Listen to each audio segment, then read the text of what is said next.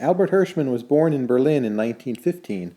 He's a multifaceted economist who's had an influence on a lot of fields and also a number of other disciplines, including political science and sociology.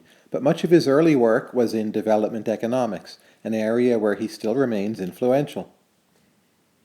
Hirschman promoted the idea of unbalanced growth, which of course you can think of as a response to Ragnar Nurks's idea of balanced growth. For Hirschman, it was fine and indeed desirable if a small number of sectors of an economy would race ahead of all the others. He had a general view that it was important to get as much done as possible when it comes to the process of growth, even if this meant considerable unbalance along the way. Hirschman also argued it was desirable if the growing sectors had as many backward and forward linkages as possible, so eventually they could drag along and pull along other sectors in this process of economic growth. Hirschman's work generally consists of interesting insights rather than formal models.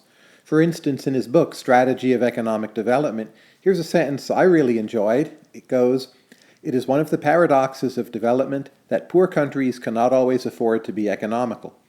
Paul Krugman wrote a famous critique of Hirschman and some of the other development economists of his time. It's online. It's called Fall and Rise of Development Economics.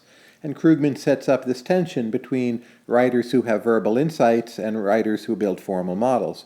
Krugman at that time sided with the model builders. Hirschman thought it was sometimes fruitful to look at development as in a kind of learning view, so he analogized economic development to someone who, in a fit of enthusiasm, decides to learn a foreign language, doesn't realize nearly how hard it's going to be, but maybe eventually they get to the point where it becomes easier and easier, and so they succeed in learning the language, even though along the way there are lots of fits and stumbles and greater problems than maybe they had foreseen.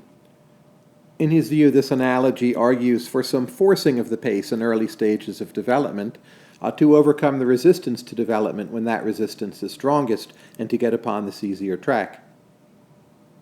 Hirschman also wrote a famous book called Exit, Voice, and Loyalty, and one of the contributions of this book was to talk about how individuals operating at a local level or through community organizations can exercise their voice or their right to complain or their right to participate to improve economic efficiency. So not everything in the world revolves around traditional economic competition. It's now standard in development analyses to look at local community organizations and ask whether they in fact offer sufficient opportunities for people to exercise their right of voice in a useful way.